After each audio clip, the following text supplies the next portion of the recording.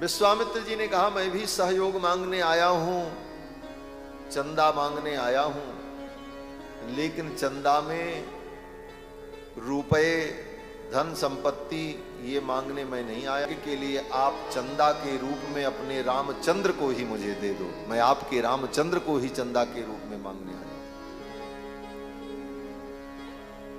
और आपके पुत्र श्री राम के द्वारा मेरे यज्ञ की रक्षा होगी। दशरथ जी महाराज कुछ बोले, विश्वामित्र जी ने उनको बोलने का मौका ही नहीं दिया, अपने ही बोलते रहे। विश्वामित्र जी ने कहा देखो राजन, तुम्हारे मन में अगर ये संदेह हो, पुत्र जो राम हैं इनको तुम नहीं जानते हो, मैं जानता हूं। विश्वामित्र जी ने यही कहा कि अहम वेद्मि महात्मानम रामम सत्य पराक्रमम। अहम वेद्मि महात्मानम रामम सत्य पराक्रमम। ये आपके पुत्र जो राम हैं इनको मैं जानता हूं, इनके पराक्रम को मैं जानता हूं, तुम नहीं जानते। दशरथ जी को थोड़ा अटपटा सा लगा। बेटा मेरे, पाला पोसा मैंने, मेरी गोद में खेले और मैं राम को नहीं जानता हूं, और ये बाबा जी वहां से चल करके आए और कह रहे हैं हम राम जी को जानते। विश्वामित्र जी ने कहा हां राजन, भले ये आपके पुत्र हैं, आपने इनको पाला है, आपने इनको दुलारा है, आपने इनका लाड किया, लेकिन ये कौन है इनको आप नहीं जानते हो, मैं जानता हूं। और बड़े गर्व से विश्वामित्र जी ने कहा कि अहम वेद्मि महात्मानम रामम सत्य पराक्रमम। मैं जानता हूं ये सत्य पराक्रम है, इनके पराक्रम में कहीं भी कोई न्यूनता नहीं है। और इतना ही नहीं, विश्वामित्र जी ने कहा कि मैं ही नहीं जानता हूं, इनको जानने वाले और लोग भी हैं। और कौन इनको जानता है? तो विश्वामित्र जी ने कहा वसिष्ठोपि महातेजा। आपकी सभा में आपके ये जो गुरु जी बैठे हुए हैं वशिष्ठ जी, ये जानते हैं, ये जानते हैं। और कौन जानता है इनको? विश्वामित्र जी ने कहा ये चेमे तपसि स्थिताः। आपकी सभा में ये जो तपस्वी लोग बैठे हैं, वामदेव, जाबाली, काश्यप, सुयज्ञ, कात्यायन, ये महामुनि लोग आपकी सभा में जो बैठे ये इनको जानते, आप नहीं जानते। ये श्लोक बड़ा महत्वपूर्ण है श्रीमद् वाल्मीकि रामायण का। इस श्लोक पर तनिश्लोकी व्याख्याकार ने 18 प्रकार के अर्थ का वर्णन किया है, केवल एक श्लोक का इसका। विश्वामित्र जी कहते हैं राजन, इनको तुम नहीं जानते हो, मैं जानता हूं। अहम वेद्मि महात्मानम। क्यों? तो अब कारण का चिंतन किया। मानो विश्वामित्र जी कहना चाहते हैं राजन, इनको जानना सरल नहीं है। सिंहासन पर बैठकर राज सुख भोगने वाला इनको नहीं जान सकता, इनको तो वो जान पाता है जो सब सुख त्याग करके इन्हें पाने के लिए जंगल का रास्ता पकड़ता है, वो इनको जान पाता है। बोले ऐसा? विश्वामित्र जी ने कहा हां, जिस राज्य सिंहासन पर तुम बैठे हो राजन, मैं भी एक दिन राजा था। विश्वामित्र जी भी पहले राजा थे। विश्वामित्र जी ने कहा मैं भी राजा था और सारा राजभोग सुख मेरे सामने था, लेकिन सबका मैंने त्याग किया, और त्याग करके जब जंगल का रास्ता पकड़ा तब मैंने इनको जाना है, इसलिए मैं इनको जानता हूं। अहम वेद्मि महात्मानम। राजन, इनको कौन जान सकता है? विश्वामित्र जी कहते हैं राजन, अपने मस्तक पर स्वर्ण का मुकुट, हीरे पन्ने पोखराज जड़े हुए बहुमूल्य मुकुट को धारण करने वाला इनको नहीं जान सकता। इनको तो वो जान सकता है जो अपने सिर पर जटाओं को धारण करता है। इनकी याद में, इनके ध्यान में, इनकी उपासना में जिसकी केश जटा बन गए और जिन्होंने अपने सिर पर जटाओं को धारण किया, वो इनको जानता है। विश्वामित्र जी ने कहा, राजन, यज्ञेन दानेन तपसा अनासकेन ब्राह्मणा विविदिशन्ति। वेद कहता है कि इनको जानने का तरीका क्या है? बोले यज्ञेन, यज्ञ के द्वारा इनको जाना जाता है। दानेन, दान के द्वारा। तपसा, तपस्या के द्वारा। अनाशकेन, भूखे रहकर व्रत करके, उपवास करके, तपस्या के द्वारा इनको जाना जाता है। यज्ञेन दानेन तपसा अनाशकेन ब्राह्मणा विविदिशन्ति। राजन, मैंने यज्ञ किया है, मैंने तप किया है, मैंने दान किया है, मैंने उपवास किया है, तब मैंने इनको जाना है। इन्हें जानने के लिए ये सब साधन करने पड़ते हैं। इसलिए हे राजन, अगर मेरी बात पर विश्वास नहीं है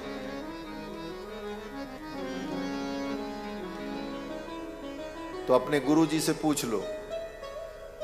यहां पर विश्वामित्र जी कहते हैं, वशिष्ठोपि महातेजा। आपके जो गुरुजी हैं वशिष्ठ परम तेजोमय, यद्यपि इनकी हमारी वैचारिक लड़ाई बहुत दिनों से चलती चली आई। विश्वामित्र जी से और वशिष्ठ जी की लड़ाई बड़ी प्रसिद्ध है।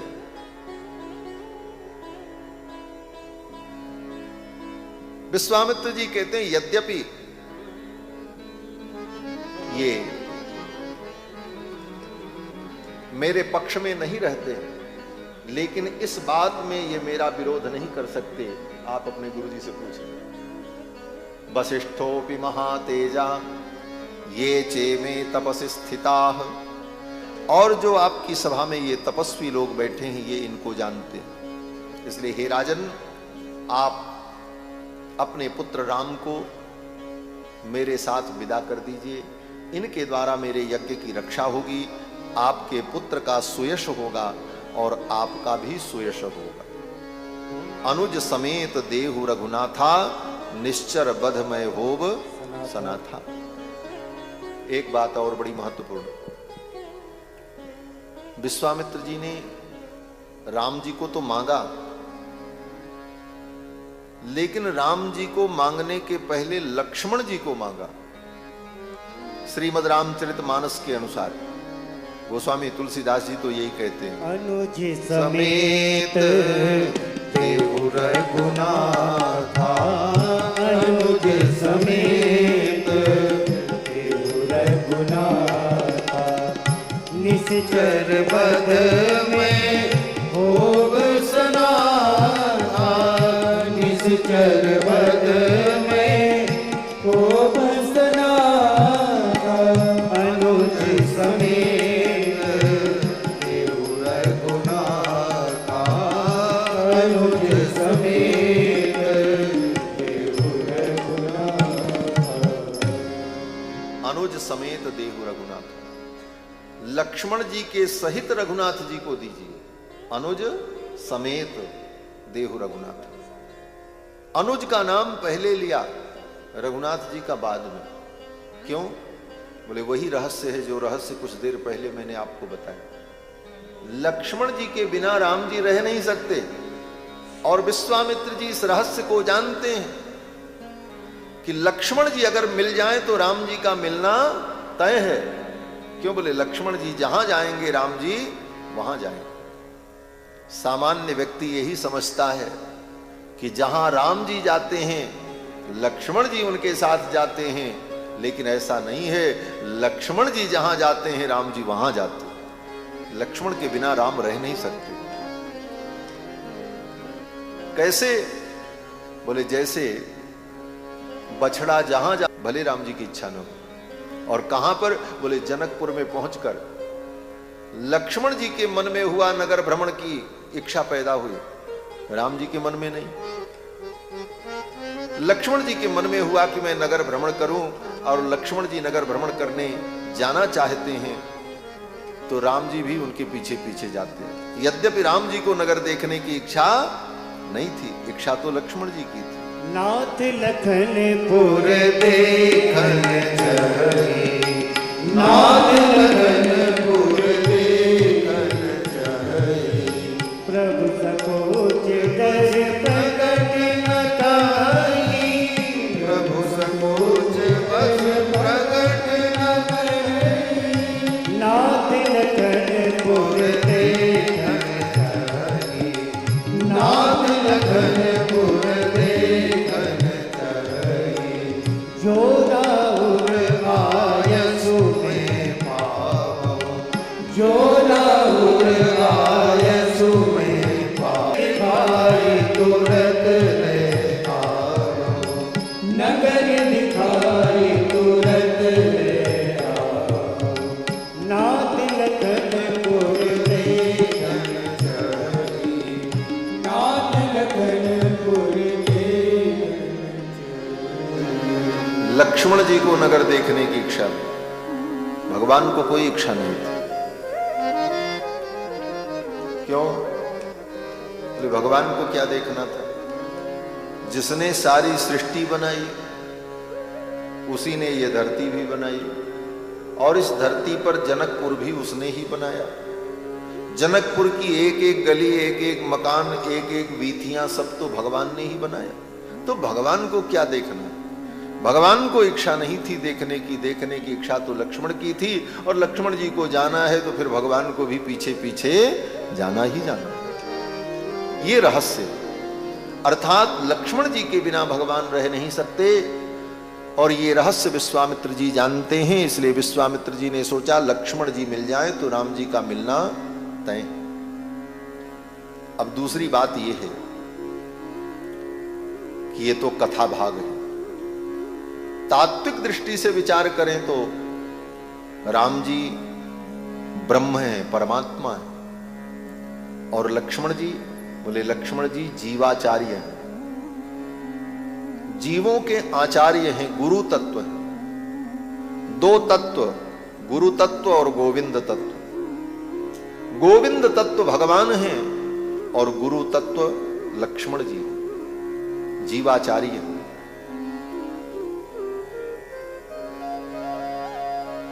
गोविंद तत्व तब तक प्राप्त नहीं होता जब तक गुरु तत्व की प्राप्ति न हो। पहले गुरु तत्व की प्राप्ति होगी तब गोविंद तत्व की प्राप्ति होगी। गुरु बिन भव निधि तरई न कोई, जो विरंच शंकर सम होई। गुरु के बिना जीव का कल्याण नहीं हो सकता। गुरु के बिना उसे भगवान की प्राप्ति भी नहीं हो सकती, भले वो ब्रह्मा के समान ज्ञानी, भगवान शंकर के समान वो ज्ञानी क्यों न हो, ब्रह्मा के समान ज्ञानी क्यों न हो, लेकिन गुरु तो बनाना ही पड़ेगा।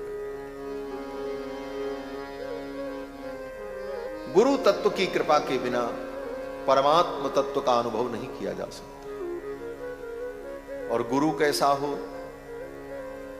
बोले गुरु ऐसा हो जो हमारा मार्गदर्शन कर सके। लोग कहते हैं हमने हनुमान जी को गुरु बना लिया, हमने शंकर जी को गुरु बना लिया, हमने अमुक व्यक्ति को गुरु बना लिया।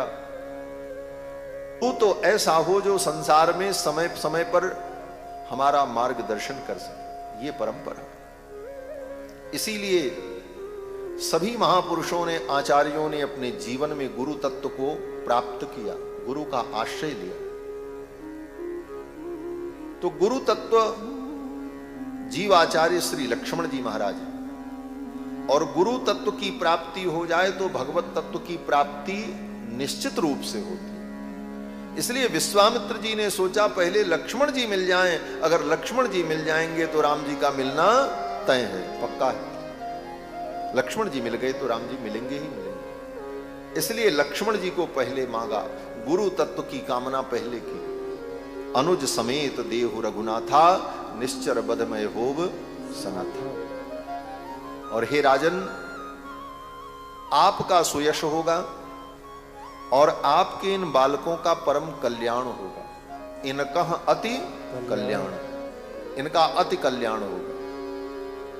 संकेत में मानो विश्वामित्र जी ने दशरथ जी से कह दिया। क्या कह दिया?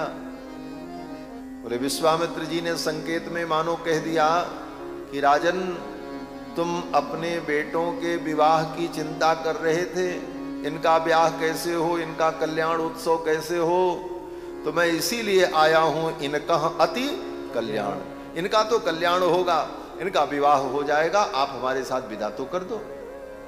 लेकिन दशरथ जी ये सब समझ नहीं पाए, और दशरथ जी महाराज ने जब विश्वामित्र जी के इन वचनों को सुना तो व्यथितमना प्रचचाल चासनात्, दशरथ जी महाराज अपने आसन से उठकर के खड़े हो गए, अत्यंत व्यथित हुए कि ये विश्वामित्र जी मेरे बेटे राम को लेने चले आए। विश्वामित्र जी के इन वचनों को सुनकर दशरथ जी महाराज तो बेहोश हो गए। वाल्मीकि जी वर्णन करते हैं कि विश्वामित्र जी ने जब कहा कि अनुज के सहित राम को मुझे दे दो, दशरथ जी ने सोचा कि अगर मैं इनको दे दूं तो ये मेरे पुत्र को लेकर के जाएंगे, मेरी आंखों से ओझल हो जाएंगे बच्चे, और अगर मैं इनको मना कर दूं तो ये शाप दे देंगे, मेरा राज्य नष्ट हो जाएगा, सब कुछ समाप्त हो जाएगा, मैं क्या करूं। ये सोचकर दशरथ जी महाराज को बड़ी वेदना हुई, मन व्यथित हुआ, और दशरथ जी महाराज तो बेहोश हो गए, मूर्छित हो गए। वाल्मीकि जी लिखते हैं कि तच्छ्रुत्वा राजसार्दूलो विश्वामित्रस्य भाषितम्, विश्वामित्र के भाषण को सुनकर मुहूर्तमिव निस्संज्ञ संज्ञावान अब्रवीत, एक मुहूर्त तक विश्वामित्र जी महाराज के वचनों को सुनकर एक मुहूर्त तक दशरथ जी महाराज बेहोश रहे। एक मुहूर्त बोले तो 48 मिनट, 48 मिनट तक दशरथ जी महाराज बेहोश रहे। राज्य वैद्य मंत्री लोग उपचार करते रहे, पूरी सभा स्तब्ध हो गई, ये क्या हो गया। जब 48 मिनट बीत जाने के बाद, एक मुहूर्त बीत जाने के बाद संज्ञा आई, चेतना आई, तब दशरथ जी ने क्या कहा, बोले संज्ञावान इदम अब्रवीत। दशरथ जी ने कहा, गुरुदेव मेरे राम अभी 16 वर्ष के भी नहीं हुए, 19 वर्षों में रामो राजीवलोचनः, मेरे राम तो अभी 16 वर्ष के भी नहीं हुए, और ये राजीव लोचन हैं, कमल के समान इनके सुंदर नेत्र हैं। युद्ध करने की योग्यता मेरे राम के अंदर अभी नहीं है, अभी तो ये बालक है। न युद्ध योग्यतामस्य पश्यामि सह राक्षसैः, उन राक्षसों के साथ युद्ध करने की योग्यता राम के अंदर नहीं है, इसलिए मेरे राम को आप मत ले जाओ। ये मेरी अक्षौहिणी सेना, इयमक्षौहिणी सेना यस्याहं पतिरीश्वरः, हे मुनिवर ये मेरी जो विशाल सेना है, जिस सेना का मैं स्वामी हूं, अनया सहितो गत्वा योद्धाहं तैर्निशाचरैः, इतनी बड़ी अयोध्या की सेना को लेकर के मैं आपके साथ चलूंगा, मैं युद्ध करूंगा आपके लिए, और जब तक मेरे शरीर में प्राण रहेगा आपके लिए मैं लड़ता रहूंगा। मेरी सेना युद्ध करेगी, आप मुझे ले चलो, मेरे राम को मत ले जाओ। मेरे राम के अंदर अभी युद्ध करने की योग्यता नहीं है, न युद्ध योग्यतामस्य, और मेरे राम तो राजीव लोचन है। राजीव लोचन का मतलब, राजीव माने कमल, कमल के समान जिनके नेत्र हैं। दशरथ जी कह रहे हैं, ये कहने का भाव ये है कि दशरथ जी कहते हैं, हे मुनिवर मेरे राम के नेत्र कमल के समान है, रामो राजीवलोचनः। एक बात और, कमल के समान नेत्र केवल भगवान के हैं। 4 वेद, 6 शास्त्र, 18 पुराण, सारे ग्रंथों को आप पढ़ डालो, जहां कहीं भी नेत्र का वर्णन आपको मिलेगा, किसी भी देवी देवता के नेत्र का वर्णन हो तो कमल के समान नेत्र है ऐसा वर्णन नहीं मिलेगा। कमल के समान नेत्र तो केवल भगवान का होता है, बस। इसीलिए भगवान का नाम कमल नयन, पुंडरीकाक्ष, राजीव लोचन। बाकी अन्य देवताओं के नेत्र बड़े सुंदर हों तो उनको विरूपाक्ष, त्रिलोचन, मीनाक्षी, इन शब्दों से प्रयोग किया जाता है, लेकिन कमल से उपमा केवल भगवान के नेत्रों की होती है और किसी के नेत्र की नहीं। इसीलिए हमारे आचार्य श्री यामुनाचार्य स्वामी जी महाराज आलवंदार स्तोत्र में भगवान से ही प्रश्न करते हैं। क्या प्रश्न करते हैं? बोले, कह पुंडरीक नयन पुरुषोत्तम, कह पुंडरीक नयन। हे प्रभु, आप ही बताओ पुंडरीक नयन कौन है? कमल नयन आप ही हो, और कोई कमल नयन हो नहीं सकता, और कोई राजीव लोचन पुंडरीकाक्ष हो नहीं सकता। पुंडरीकाक्ष तो आप ही हो, कमल नयन आप ही हो। तो कमल के समान सुंदर नेत्र अगर किसी के हैं तो भगवान के, और भगवान के नेत्रों के लिए ही ये उपमा प्रयुक्त होती है, प्रयोग किया जाता है। कह पुंडरीक नयन पुरुषोत्तम का। तो दशरथ जी कहते हैं, मेरे राम राजीव लोचन है, रामो राजीव लोचन। और राजीव लोचन कहने का दूसरा भाव, कमल की एक विशेषता होती है, कमल सूर्योदय होने पर खिलता है। जब सूर्य की किरणें पड़ती हैं तो कमल खिल जाता है, और सायंकाल जब सूर्यास्त हो जाता है तो वो कमल बंद हो जाता है। एक ही कमल कई दिनों तक खिलता और बंद होता रहता है। बाकी जो फूल होते हैं वो तो एक बार खिले फिर 1-2 दिन में सूख जाते हैं, लेकिन कमल पुष्प कई दिनों तक रहता है। सूर्य के प्रकाश से खिलता है और सूर्यास्त होने पर फिर बंद हो जाता है। दूसरे दिन सवेरे फिर सूर्योदय हो तो फिर खिल जाता है। यही कमल की विशेषता है। एक बड़ी सुंदर कथा है। एक कोई भंवरा कमल के पुष्प पर रस पीने के लिए गया। रस पी रहा था। रस पीते पीते पेट तो उसका भर गया, लेकिन मन नहीं भरा। तो सोच रहा था थोड़ा रस और पी लें, थोड़ा रस और पी लें। तब तक सायंकाल की वेला हो गई। सायंकाल की वेला हो गई तो कमल बंद हो गया। जब कमल बंद हुआ तो उसी में वो भंवरा बंद हो गया। वो भंवरा उसी में बंद हो गया, क्योंकि शाम को कमल संपुटित हो जाता है। तो भंवरे के अंदर तो इतनी क्षमता थी कि वो अपने दांतों से उस कमल की कोमल पंखुड़ियों को काट करके, छेद करके बाहर निकल जाए। भंवरे में तो इतनी शक्ति होती है कि महाराज वो लकड़ी में भी छेद कर देता, काट काट करके। जो लकड़ी को काट करके छिद्र कर दे, वो कमल की पंखुड़ी को काटने में उसे कितनी देर लगेगी। लेकिन वो बेचारा उसी में बंद रहा। उस पंखुड़ी को काटने का प्रयास उसने नहीं किया। क्यों? बोले उसने सोचा कि अगर इन पंखुड़ियों को मैं काट दूंगा तो ये कमल सूख जाएगा, और सूख जाएगा तो फिर कल मैं इसका रस कैसे पी पाऊंगा। कोई बात नहीं, रात भर की तो बात है। रात बीतेगी, सवेरा होगा और फिर ये कमल खिलेगा, हम बाहर निकल जाएंगे। एक रात ही तो बितानी। रात्रि गमिष्यति भविष्यति सुप्रभातम। रात बीतेगी, सुप्रभात होगा। रात्रि गमिष्यति भविष्यति सुप्रभातम। और उस समय सूर्य भगवान की किरणों से ये कमल खिल जाएगा। इत्थम विचिंतयति कोश गते द्विरेफे। वो भौरा उसी कमल कोश में बैठे हुए विचार कर रहा था।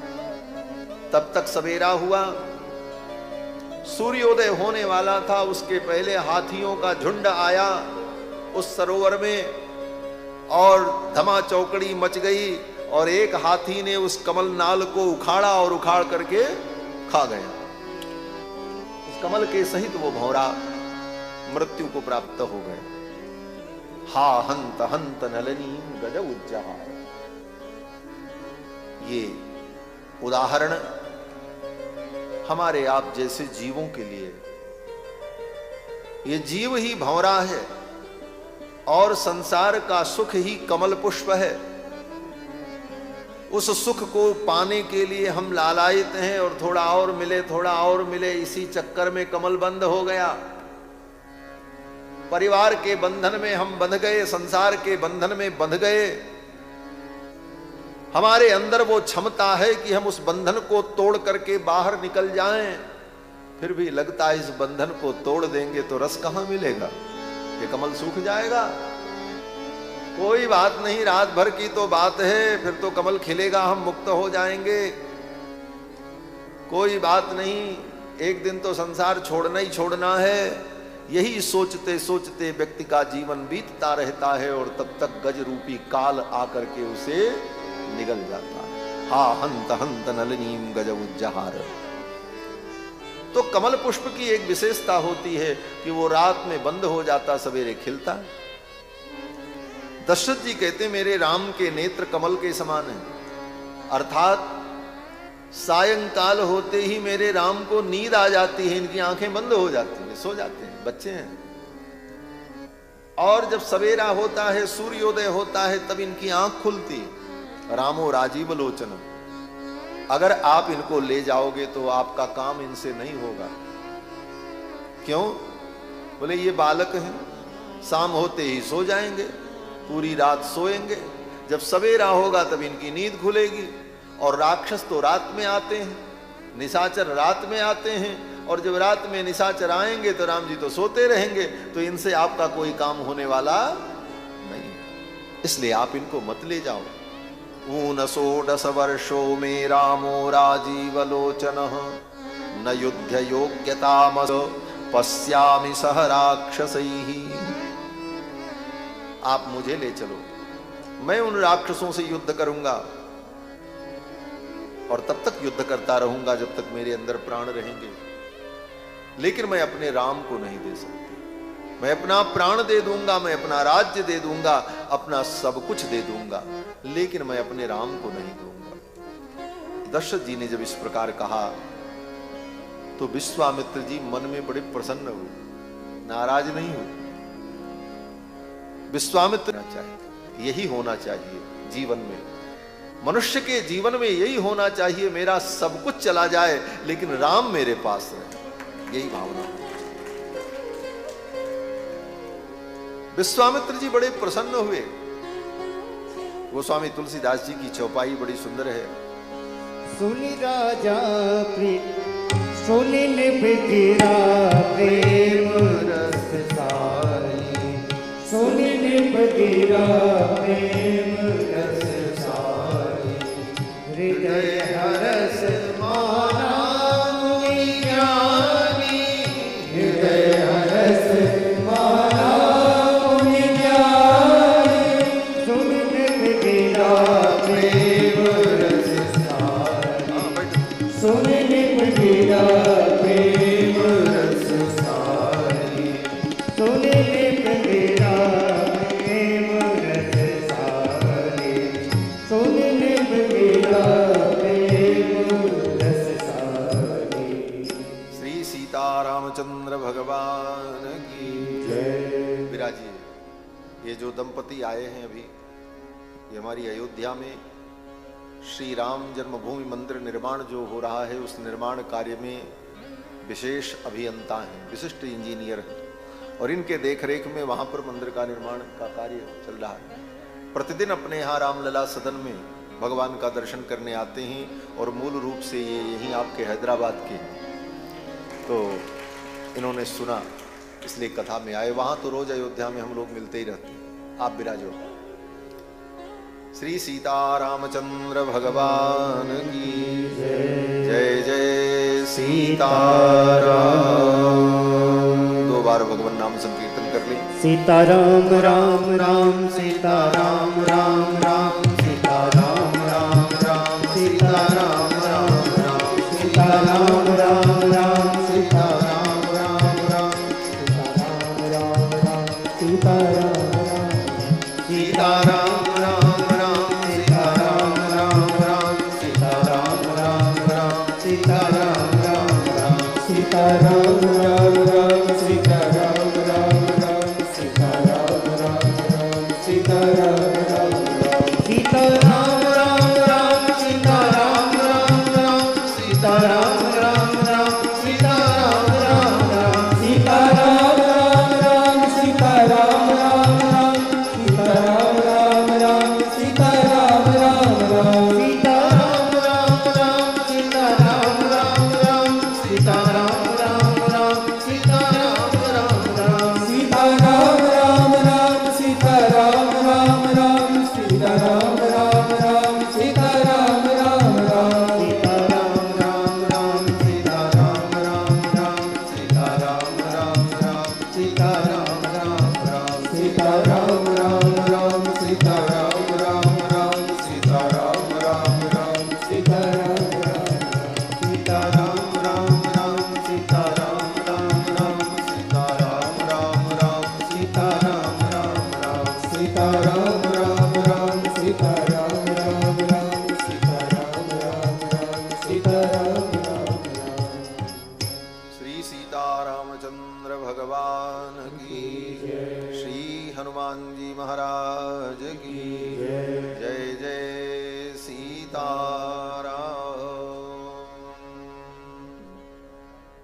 दशरथ जी ने कहा, गुरुदेव आप मेरे राम को लेने आ गए, आपने विचार नहीं किया? आपने विचार करके वचन नहीं कहा, आपको विचार करना चाहिए था। क्या विचार करना चाहिए था? दशरथ जी कहते हैं कि 60 वर्ष सहस्राणि जातस्य मम कौशिक। हे कुशिक नंदन विश्वामित्र जी, 60,000 वर्ष के बाद तो मुझे ये सुख मिला, पुत्र सुख, जिसके लिए मैं लालायित था। 60 वर्ष सहस्राणि जातस्य मम कौशिक। और क्या करने पर मिला? बोले कृच्छेणोत्पादितश्चायम। कितनी तपस्या के बाद, इतना बड़ा यज्ञ करने के बाद तब मैंने इनको पाया। और आप इन्हें ले जाना चाहते हैं, आप मांगने चले आए। थोड़ा तो विचार किया होता कि जिनको पाने के लिए मैंने 60,000 वर्ष प्रतीक्षा की, इतना तप किया, इतना यज्ञ किया, तब ये मुझे मिले, और आप मांगने चले आए। मैं अपने राम को नहीं दूंगा। न रामम नेतुमर्हसि। मेरे राम को आप नहीं ले जा सकते। दशरथ जी महाराज ने ऐसे ही जवाब दे दिया, मैं अपने राम को नहीं दूंगा। और आप कुछ कहो, मैं आपकी सब आज्ञा का पालन करूंगा, लेकिन मैं अपने राम को नहीं दे सकता। राघव को मैं न दूंगा। मुनिनाथ मरते मरते मैं मर जाऊं, लेकिन अपने राम को नहीं दे सकता। एक पंक्ति केवल बस। राघव को मैं न दूंगा, मुनिनाथ मरते मरते, मुनिनाथ मरते मरते, राघव को मैं न दूंगा, मुनिनाथ मरते मरते, मुनिनाथ मरते मरते, मेरे प्राण ना रहे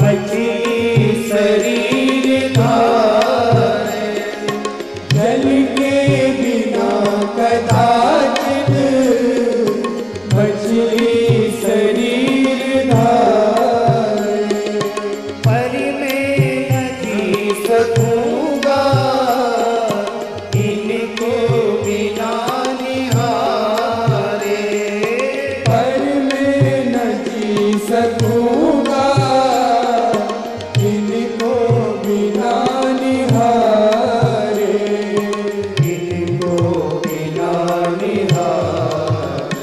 कौशिक सिहर रहे हैं, कौशिक सिहर रहे हैं, मेरे अंग डरते डरते, मेरे अंग डरते डरते, राघव को मैं न दूंगा, मुनिनाथ मरते मरते, मुनिनाथ मरते मरते, मेरे प्राण ना रहेंगे, मेरे प्राण ना रहेंगे, यह दान करते करते, यह दान करते करते, राघव को मैं न दूंगा,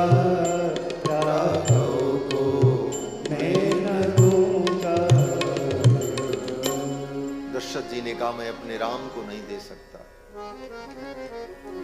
दान की बड़ी महिमा है, लेकिन ये दान देते देते मेरे प्राण चले जाएंगे, मैं अपने राम को नहीं दे सकता। सीधे मना कर दिया, न रामम ने तुम अर्हसि। विश्वामित्र जी मन से तो प्रसन्न हुए, वाह, आज तक दुनिया में हमने बहुत से धर्मात्मा देखे, लोग धन के लिए सत्य को त्याग देते हैं, धन और सुख के लिए धर्म को त्याग देते हैं, लेकिन ये राजा धन्य है जो परमात्मा के लिए, भगवान के लिए सत्य और अपने वचन को भी त्यागने को तैयार। विश्वामित्र जी को बड़ी प्रसन्नता हुई, हृदय हरस माना मुनि ज्ञानी। और विश्वामित्र जी उठ करके खड़े हो गए और विश्वामित्र जी ने कहा, ठीक है राजन, यदीदम ते क्षमम राजन गमिष्यामि यथागतम। हे राजन, यदि आप अपने पुत्र को नहीं दे सकते राम को, तो कोई बात नहीं, मैं जैसे आया हूं वैसे ही चला जाऊंगा, कोई बात नहीं। यदीदम ते क्षमम राजन गमिष्यामि यथागतम, मैं तो जैसे आया हूं वैसे ही चला जाऊंगा, लेकिन राजन एक बात याद रखना, मेरे चले जाने के बाद दुनिया तुम्हें क्या कहेगी? क्या कहेगी? बोले मिथ्या प्रतिज्ञ काकुस्थ, हे ककुस्थ कुलभूषण, ककुस्थ के कुल में उत्पन्न होने वाले हे राजन, आने वाली पीढ़ियां यही कहेंगे कि राजा दशरथ झूठ बोलता था, वो भी संत महात्माओं से झूठ बोलता था, महात्माओं को वचन देता था, हाँ महाराज हम आपकी आज्ञा का पालन करेंगे, और जब आज्ञा पालन का समय आ जाए तो पीछे हट जाता। आपके कुल की जो कीर्ति है वो नष्ट हो जाए। जिस कुल की परंपरा रही है, रघुकुल रीति सदा चली आई, प्राण जाए पर बचन न जाई। आपके इस कुल की ये कीर्ति चली जाएगी। मिथ्या प्रतिज्ञा, लोग यही कहेंगे कि ऐसे कुल में एक राजा हुआ जो ब्राह्मणों के सामने झूठी प्रतिज्ञा करता था। मिथ्या प्रतिज्ञा, मिथ्या प्रतिज्ञा काकुस्थ सुखी भव सुहृद्वृता। कोई बात नहीं राजन, सुखी भव सुहृद्वृता, अपने परिवार में रहकर, अपने परिजनों के साथ रहकर, हे राजन तुम सुखी रहो, मैं जा रहा हूं। आज ये पहली घटना है जब विश्वामित्र जी मन के विपरीत होने पर भी आशीर्वाद दे रहे हैं। नहीं तो विश्वामित्र जी गरम दल के नेता हैं, नरम दल के नेता नहीं है। विश्वामित्र, दुर्वासा, भृगु, ये बड़े विलक्षण महात्मा है महाराज। इनके मन के विपरीत कुछ हो जाए तो साप ही देते हैं, दूसरा कोई काम नहीं। लेकिन आज विश्वामित्र जी इतना होने के बाद भी शाप नहीं दे रहे। विश्वामित्र जी ने कहा कोई बात नहीं राजन, अगर तुम अपने पुत्र राम को नहीं दे सकते तो कोई बात नहीं, हम जाएंगे, जैसे आए उसी प्रकार जाएंगे, और मैं तुमको शाप भी नहीं दूंगा, आशीर्वाद दे रहा हूं, सुखी भव सुहृद्वृता, सुखी रहो अपने परिवार के सहित, मैं जा रहा हूं। और विश्वामित्र जी ये कह करके जब खड़े हुए, अपना आसन बटोरा, कमंडल उठाया, पृथ्वी कांप गई महाराज। महर्षि वाल्मीकि कहते हैं कि तस्य रोष प्रतीसस्य। विश्वामित्र जी चलने के लिए उद्यत हुए तो विश्वामित्रस्य धीमत चचाल वसुधा कृष्णा, ये संपूर्ण पृथ्वी वसुधा कांप गई।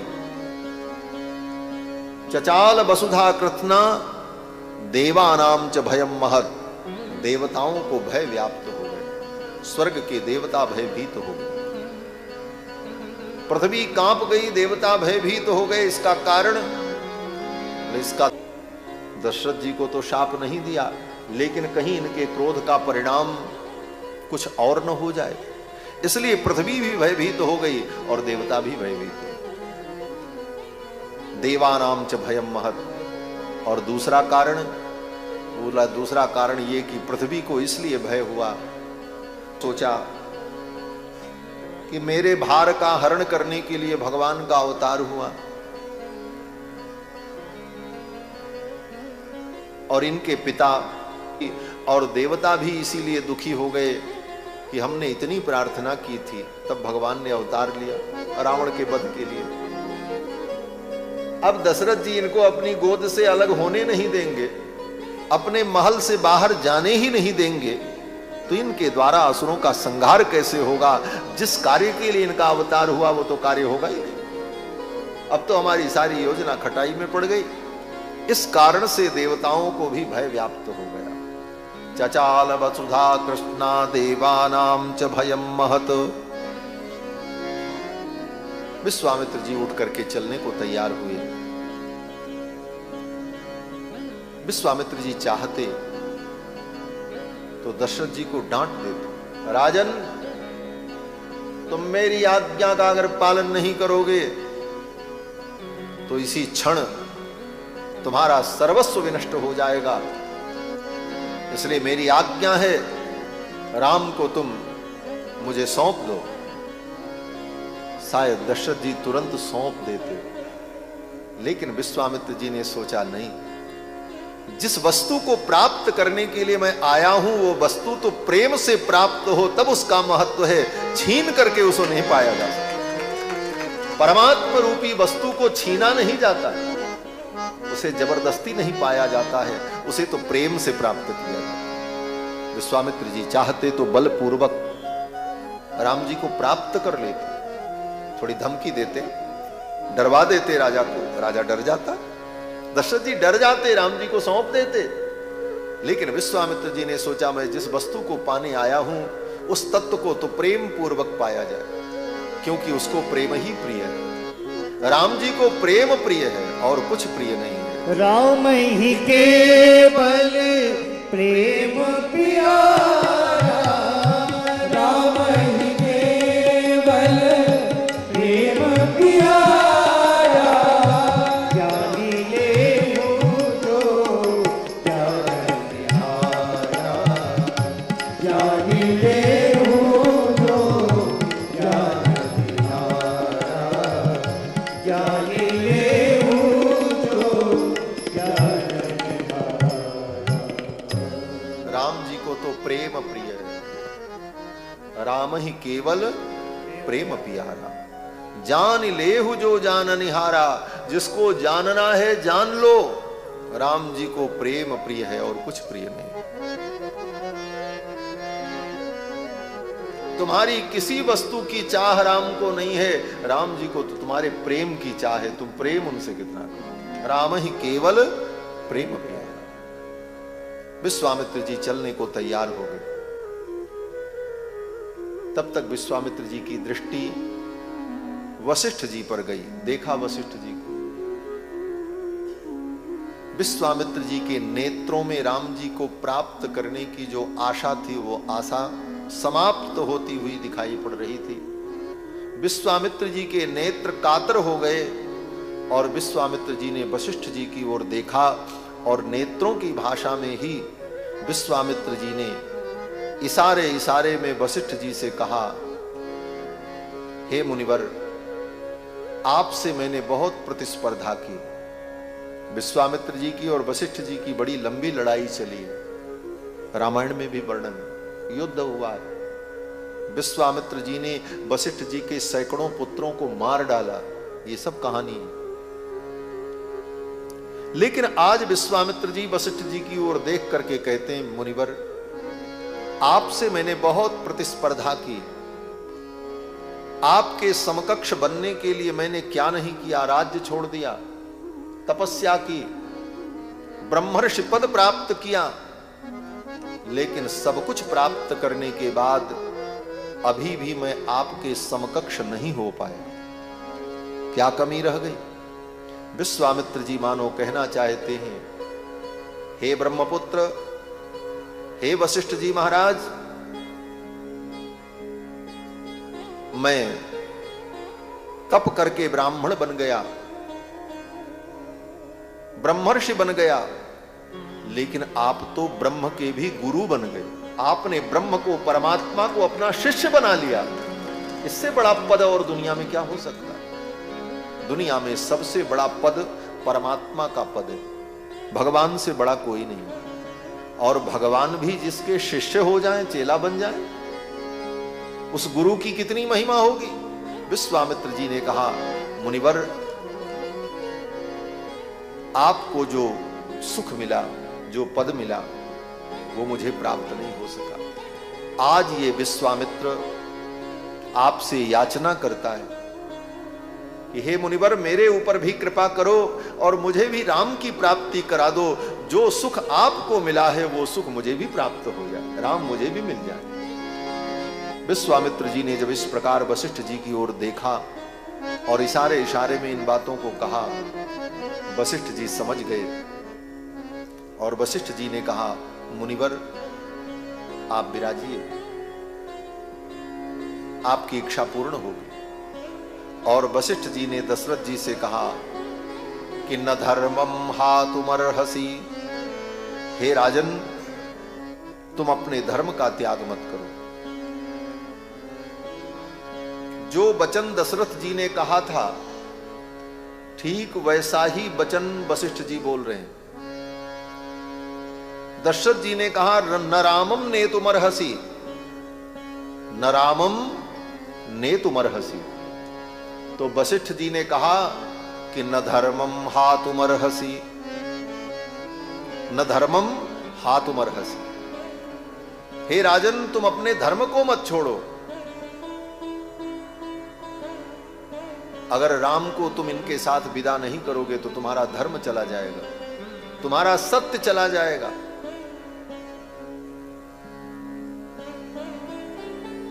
दशरथ जी ने कहा, मेरे राम चले जाएंगे, ये मुझे स्वीकार्य नहीं। वशिष्ठ जी ने कहा, राजन, अगर तुम्हारे जीवन में सत्य रहा और धर्म रहा तो राम जी फिर आ जाएंगे, और तुम्हारे जीवन से धर्म और सत्य चला गया तो राम जी भी चले जाएंगे, ये नहीं रहेंगे राम जी। इसलिए सत्य और धर्म को पकड़े रहो। सत्य और धर्म तुम्हारे जीवन में अगर है तो राम जी तुम्हारे पास ही है, क्योंकि धर्म और राम जी में कोई अंतर नहीं है। राम ही धर्म है, धर्म ही राम है। रामो विग्रहवान धर्मः, राम ही साक्षात धर्म के विग्रह हैं।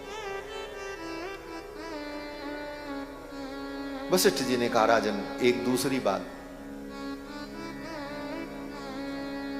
आपने क्या समझा कि ये विश्वामित्र जी असमर्थ हैं? असमर्थ हैं इसलिए आपके दरवाजे पर याचना करने आए हैं, ऐसा नहीं है।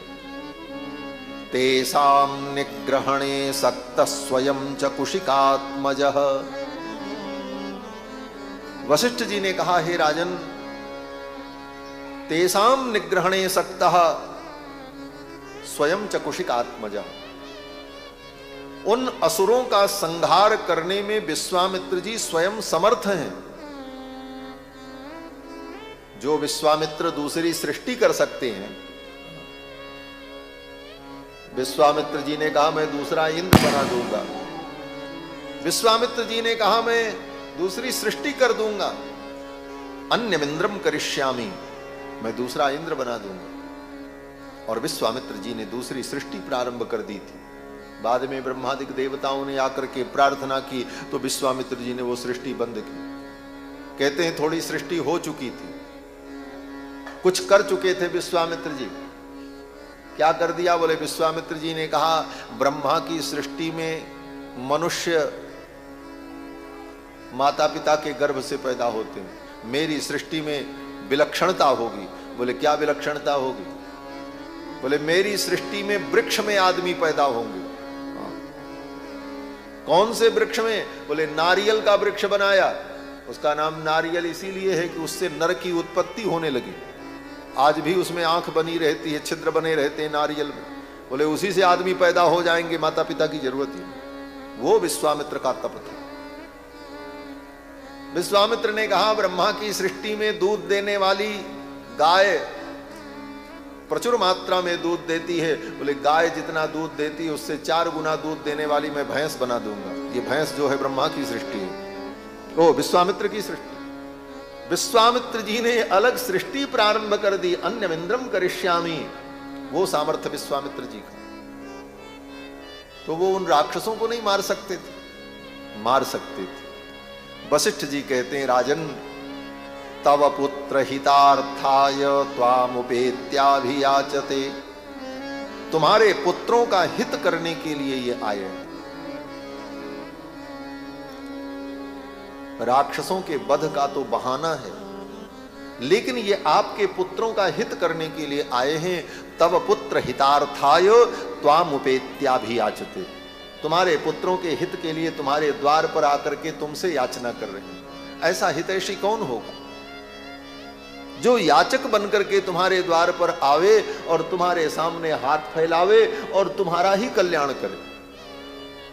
ऐसे याचक तो महात्मा होते हैं, संत होते हैं। संत महात्मा आते हैं तो कुछ मांगते हैं तो व्यक्ति को लगता है ये तो मेरे सामने मांगने आए हैं, ये मुझसे मांग रहे हैं। बोले मांग नहीं रहे, तुम्हारा कल्याण करने के लिए आए। ये सोचो, तव पुत्र हितार्थाय त्वामुपेत्याभियाचते, तुम्हारे पुत्रों का हित करने के लिए तुम्हारे द्वार पर याचना करने आए। दशरथ जी ने कहा क्या हित करेंगे मेरे पुत्रों का? वशिष्ठ जी ने कहा मैं बताऊं? दशरथ जी ने कहा हाँ। वशिष्ठ जी ने दशरथ जी को किनारे बुलाया और धीरे से कान में कहा देखो, ब्याह की चिंता कर रहे थे ना कि बेटों का ब्याह कैसे होगा, ये इसीलिए आए हैं।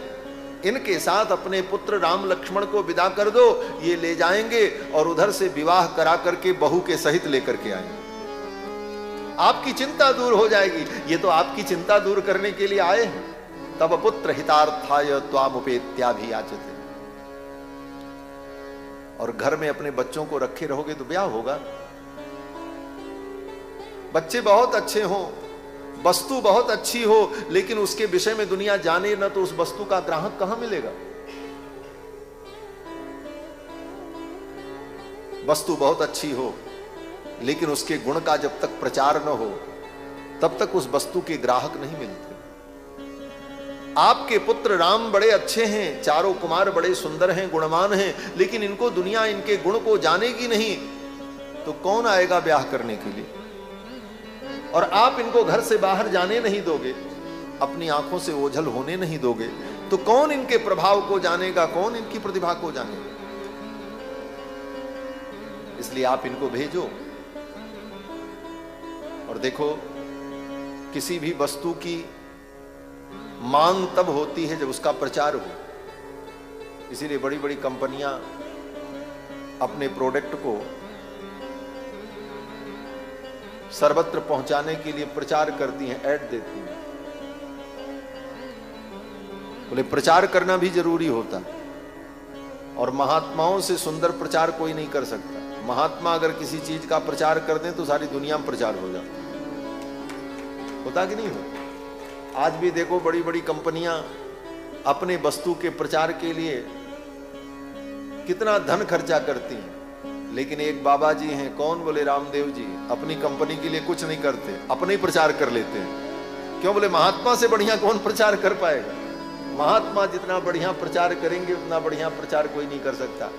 इसलिए वशिष्ठ जी महाराज ने कहा, ये महात्मा है विश्वामित्र जी, इनके साथ राम लक्ष्मण को भेज दो, ये घुमाएंगे, लोग देखेंगे आपके पुत्र को, कहीं न कहीं ब्याह तय हो जाएगा और जल्दी से जल्दी आपके पुत्रों का ब्याह हो जाए। आप तो इनके साथ विदा करो। तब पुत्र हितार्थाय त्वामुपेत्याभियाचन। दशरथ जी ने कहा सच में? बोले हाँ। तब तो दशरथ जी महाराज तैयार हो गए और प्रसन्नता से तैयार हो गए अपने पुत्र को विदा करने के लिए। देखो, यही दशरथ जी अभी तक अपने पुत्र को देने को तैयार नहीं थे। प्राण दे देंगे, राम को नहीं देंगे। अब तैयार हो गए, दोनों बालकों को बुलाया और विश्वामित्र जी को सौंप दिया। बोले ले जाओ महाराज।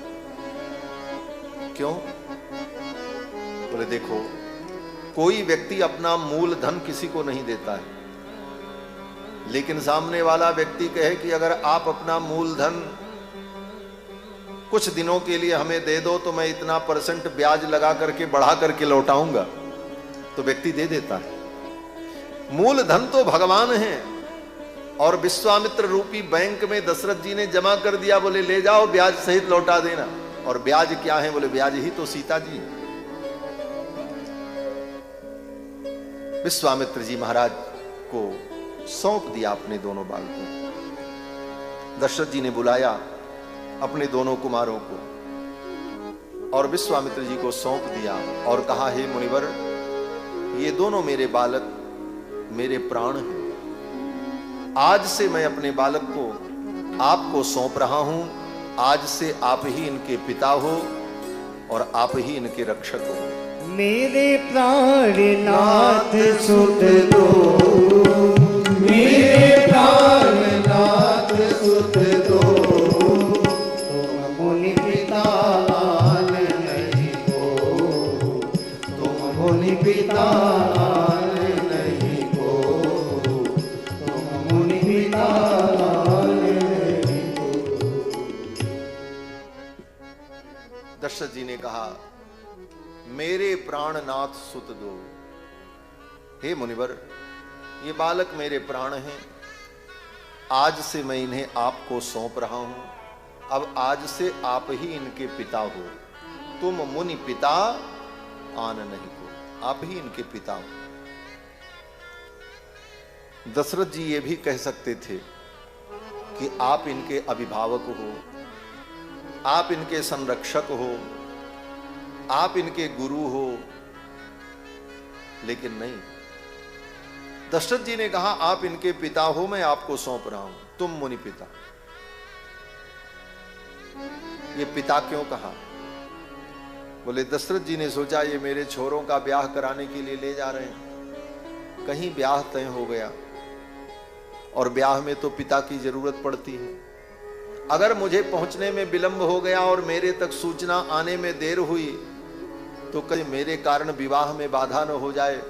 इसलिए दशरथ जी ने कहा गुरुदेव आप इनको ले जाओ, और अगर कहीं इन पिता की जरूरत पड़े तो आप ही पिता बन करके खड़े हो जाना और मेरे छोरों का ब्याह करा देना। तुम मुनि पिता आन नहीं हो। और ये कहकर दशरथ जी ने अपने दोनों पुत्रों को विश्वामित्र जी को सौंप दिया। विश्वामित्र जी बड़े प्रसन्न हुए। श्याम गौर सुंदर दो भाई, विश्वामित्र महानिधि पाई। श्याम गौर सुंदर दो भाई, श्याम गौर सुंदर दो भाई, विश्वामित्र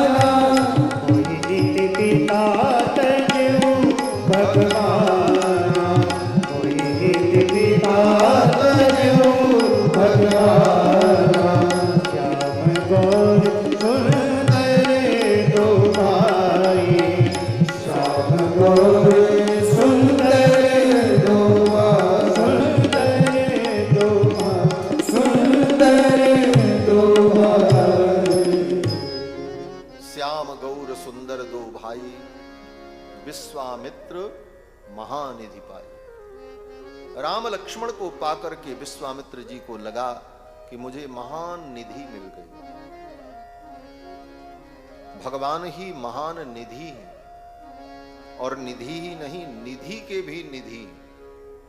वेदों में स्तुति की गई, निधि नाम त्वा निधिपतिम हवा, जो निधि के भी निधि हैं भगवान। विश्वामित्र जी को बड़ी प्रसन्नता हुई। विश्वामित्र जी ने कहा, जाओ जाकर के अपनी माताओं को प्रणाम करो और प्रणाम करके आओ, फिर चलते हैं। गुरुदेव विश्वामित्र की आज्ञा पाकर के राम लक्ष्मण दोनों भाई माताओं को प्रणाम करने गए, क्योंकि अब विदा लेना है, चलना है। गोस्वामी तुलसीदास जी यहां प्रस्तुत करते हैं कि जननी भवन गए प्रभु, चले नाई पद शीश। जननी भवन गए प्रभु, मां के भवन में गए और मां को प्रणाम किया। प्रेम और अनुराग होता। दशरथ जी तो अपने पुत्र राम को विदा करने के लिए इतनी बहस करते रहे, इतनी बातें भई, तब जाकर के राजी हुए। और माताएं, बोले माताओं ने कोई प्रश्न नहीं किया, गए प्रणाम किए, माताओं ने विदा कर दिया। बोले हाँ बेटा जाओ, जल्दी जाओ। जननी भवन गए प्रभु, चले नाई पद शीश। किसी ने कहा माताओं ने क्यों नहीं रोका? इसका बड़ा सुंदर उत्तर है कि माताओं ने इसलिए नहीं रोका कि माताओं को पहले से ही पता था कि जब विश्वामित्र जी आएंगे और छोरों को ले जाएंगे तो उधर से ब्याह करा करके बहू के सहित लेकर के आएंगे। ये माताओं को पहले से पता था।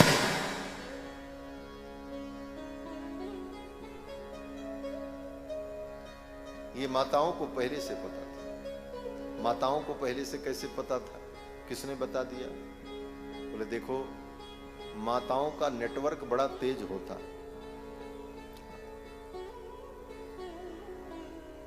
माताओं के अपने सूत्र भी बड़े प्रामाणिक होते। जो बात आप नहीं जान सकती उन बातों को पता लगा लेती। हुआ ये कि राम जी जब छोटे से बालक थे ना, तो देवता लोग दर्शन करने के लिए तो अयोध्या आते ही थे। भगवान शंकर भी समय समय पर आकर के राम जी की लीलाओं का दर्शन करते थे। तो भगवान शंकर कभी ज्योतिषी बन करके आ जाएं, कभी जोगी बन करके आ जाएं, कभी मदारी बन करके आ जाएं, कभी किसी रूप में आते और आकर के रामलला का दर्शन करते और दर्शन करके चले जाते थे। एक दिन भगवान शंकर अयोध्या में ज्योतिषी बन करके आए। और ज्योतिषी बनने का कारण क्या था? भगवान शंकर ने सोचा राम जी का दर्शन कैसे हो?